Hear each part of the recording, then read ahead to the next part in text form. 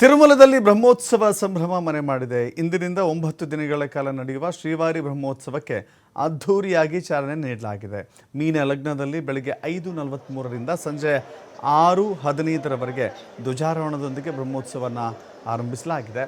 ಶ್ರೀವಾರಿ ಬ್ರಹ್ಮೋತ್ಸವದ ಪ್ರಯುಕ್ತ ಕಲ್ಯಾಣ ವೇದಿಕೆಯಲ್ಲಿ ಟಿಟಿಡಿ ಪುಷ್ಪ ಪ್ರದರ್ಶನ ಮತ್ತು ಛಾಯಾಚಿತ್ರ ಪ್ರದರ್ಶನವನ್ನು ಆಯೋಜನೆ ಮಾಡಲಾಯಿತು. ಫ್ಲವರ್ ಶೋ ಮತ್ತು ಛಾಯಾಚಿತ್ರ ಪ್ರದರ್ಶನವನ್ನು ಟಿಟಿಡಿ ಅಧ್ಯಕ್ಷರಾದ ಬಿ.ಆರ್. ನಾಯ್ಡು ಅವರು ಉದ್ಘಾಟನೆ ಮಾಡಿದರು.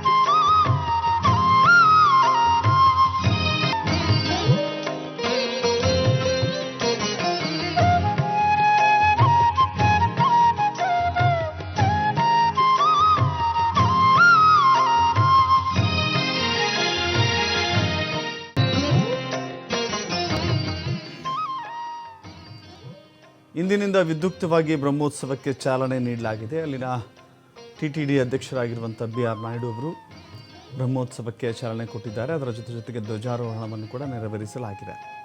ಧ್ವಜಾರೋಹಣದ ನಂತರದಲ್ಲಿ ಅಲ್ಲಿನ ಫಲಪುಷ್ಪ ಪ್ರದರ್ಶನವನ್ನು ಕೂಡ ನೋಡ್ತಾ ಇದ್ದೀರಿ. ಅತ್ಯಾಕರ್ಷಕವಾಗಿ ಮನಮೋಹಕವಾಗಿ ಅತ್ಯಂತ ವಿಭಿನ್ನವಾದ ರೀತಿಯಲ್ಲಿ ಪುಷ್ಪಗಳಿಂದ ಅಲಂಕಾರ ಮಾಡಲಾಗಿದೆ. ಅನೇಕ ರೀತಿಯ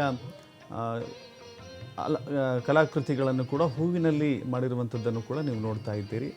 ಅದರ ಕಲಾಕೃತಿಯ ಪ್ರದರ್ಶನದ ಸಂದರ್ಭದಲ್ಲಿ ಬಿ.ಆರ್. ನಾಯ್ಡು ಅವರು ಕೂಡ ಅದನ್ನು ಗಮನಿಸ್ತಾ ಇದ್ದಾರೆ, ವೀಕ್ಷಿಸ್ತಾ ಇದ್ದಾರೆ. ಜೊತೆಗೆ ಅತ್ಯಂತ ಗಮನ ಸೆಳೀತಾ ಇದೆ. ಬರುವಂಥ ಭಕ್ತರು ತಿರುಪತಿ ತಿರುಮಲ ದೇವಸ್ಥಾನಕ್ಕೆ ಬರುವಂಥ ಭಕ್ತರು ಕೇವಲ ಆಂಧ್ರ, ತೆಲಂಗಾಣ, ಕರ್ನಾಟಕ ಮಾತ್ರವಲ್ಲದೆ ದೇಶದಾದ್ಯಂತಲೂ ಕೂಡ ತಿರುಪತಿ ತಿಮ್ಮಪ್ಪನ ಭಕ್ತರಿದ್ದಾರೆ. ಮಾತ್ರವಲ್ಲ ದೇಶ ವಿದೇಶಗಳಲ್ಲೂ ಕೂಡ ಭಕ್ತರು ನೆಲೆಸಿದ್ದಾರೆ.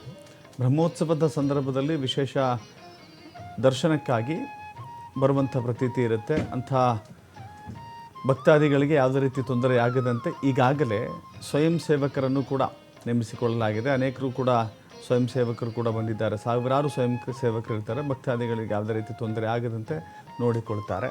ಆ ಎಲ್ಲ ರೀತಿಯ ಅಚ್ಚುಕಟ್ಟಾದ ವ್ಯವಸ್ಥೆಯನ್ನು ಬಿ.ಆರ್. ನಾಯ್ಡು ಅವರು ಮಾಡಿದ್ದಾರೆ.